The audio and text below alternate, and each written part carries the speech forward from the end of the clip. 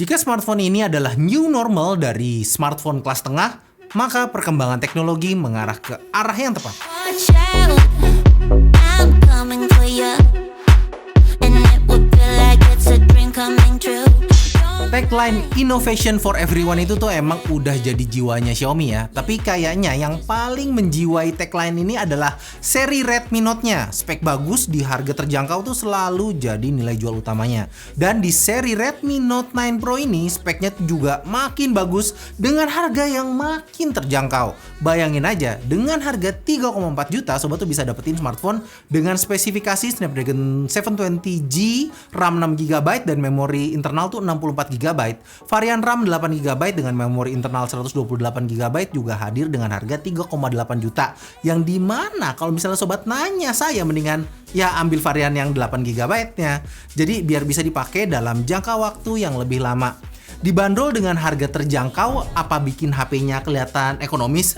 No, Redmi Note 9 Pro ini malah punya garis basa desain yang kayak smartphone flagship Huawei Mate 20. 4 kamera dalam bingkai kotak di tengah dan bagian belakang mentereng berlapis Gorilla Glass 5 tuh terlihat sangat mewah. Kalau dipegang juga kerasa mahal, cuman bagian framenya ini tuh masih plastik ya. Jadi kalau dibilang kayak flagship ya enggak juga gitu. Tapi kebanyakan dari kita kan ya pakai HP pasti akan pakai casing juga ya. So jadi bukan masalah gitu. Yang agak ganjel di hati saya itu adalah posisi kamera depannya. Naruhnya tuh di tengah gitu. Kayak baru ketemu orang yang punya tai lalat di jidat gitu. Awal-awal pasti kalau ngobrol gitu kan ya kadang kita akan agak terdistract gitu ya sama tai lalat di tengahnya gitu. Tapi ya kalau udah lama kenal ya biasa aja. Nah di Redmi Note 9 Pro ini juga kayak begitu. Awalnya mungkin agak kerasa ngeganggu tapi selanjutnya mah biasa aja. Layar yang dipakai ini juga masih IPS. Beberapa netizen mengeluhkan kenapa bukan pakai AMOLED. Ya saya setuju sih, mata ini tuh memang termanjakan kalau misalnya kita pakai AMOLED. Cuman kalau pakai AMOLED harganya jadi naik 200-300 ribu mah ya saya mending pakai IPS aja. Layarnya ini not bad kok, dipakai nonton film tuh masih enak. Di luar ruangan juga visibilitasnya juga masih baik. Saya nggak ngelihat ini sebagai hal yang perlu dikeluhkan. Halah, yang ngeluh itu kalau lagi syuting, notifikasi nyala. HP siapa nih? HP gua. Kalau mau ngeluh mungkin di banyaknya notifikasi dari aplikasi bawaan Get Apps dan Tema ya. Ada aja yang ditawarin aplikasi baru, wallpaper, tema, ada aja. Kayak mbak-mbak jenius di mall gitu. Ngasih notifnya tuh lebih sering daripada WhatsApp istri saya. Kalau sobat passionnya itu buka-bukain notifikasi ya HP ini tuh mungkin cocok ya. Ya mungkin hal kecil sih, tinggal swipe aja kalau nggak mau. Cuman menurut saya notifikasinya tuh jadi agak rame aja gitu. Hal-hal kayak begini memang bakal sobat temuin di HP Xiaomi. Rekomendasi aplikasi di setiap install aplikasi, rekomendasi video di setiap muter video di HP, dan lain-lain. Yang mana ya bisa dimatiin sih, tapi ya sobat harus masuk ke bagian setting di setiap aplikasi yang ngasih rekomendasi tadi. Hal ini perlahan juga udah jadi new normal di HP Oppo, tuh ada di browsernya. Samsung juga ada kalau misalnya kalian pakai layanan VPN bawaannya. So 2020 ada iklan ya saran saya sih terima aja.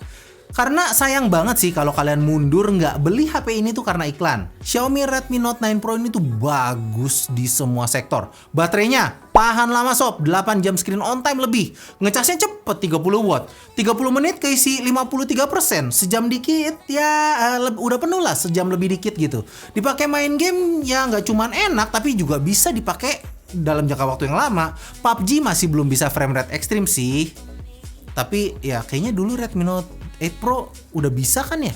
Agak lupa saya. Oke. Terus kamera, nah ini dia yang menarik. Setupnya tuh 4 kamera. Kamera utama 64 megapiksel, ultra wide 8 megapiksel, depth kamera 2 megapiksel, dan makro kamera 5 megapiksel. Kamera utamanya di kondisi cukup cahaya kayak Oskadon sob. Pancen oke.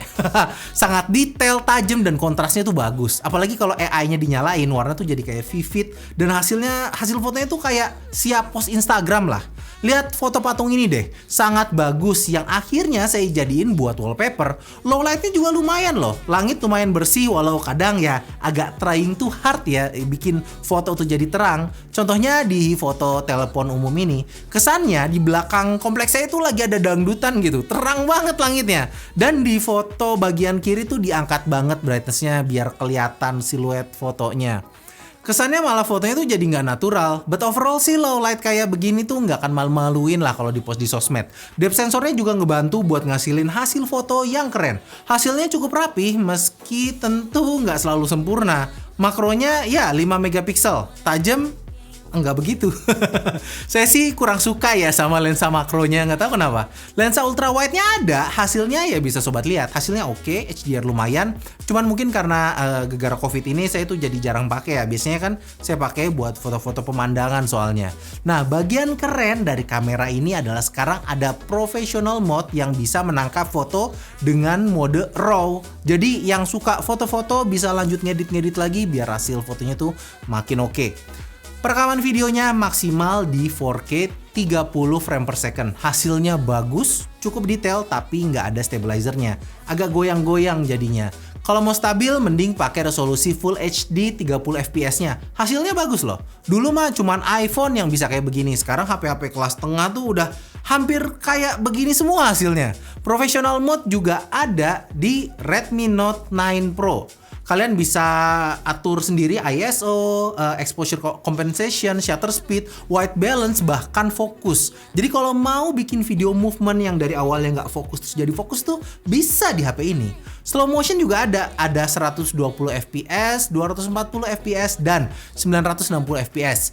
240 fps ini outputnya di resolusi HD ya, lumayan, tapi ya agak bintik-bintik gitu. Sementara yang 960 fps ini nggak real 960 fps ya, kelihatan banget gerakannya nggak natural, kayak pakai frame blending gitu. Kamera depannya juga bisa ngerekam slow motion 120 fps. Mungkin sekilas kayak nggak guna ya. Cuman hal-hal yang kayak begini tuh akan guna banget buat kalian yang suka bikin konten. Coba lihat kombinasi kameranya, 64 megapiksel, photo raw, 4K recording, stabilizer, professional mode, slow motion. Yap, Redmi Note 9 Pro ini adalah HP yang pas banget buat konten creator. Cuman buat saya yang bikin Redmi Note 9 Pro ini tuh beda adalah bagaimana semua fitur-fitur tersebut tuh jadi satu kesatuan yang utuh.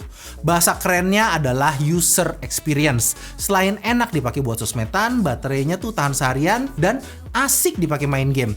Bisa nyalain matiin AC tanpa harus nyari remote AC aja tuh udah jadi sesuatu buat saya. Hilangnya remote AC adalah masalah penting buat saya di rumah. Anak saya 4 sob, ajaib-ajaib semua.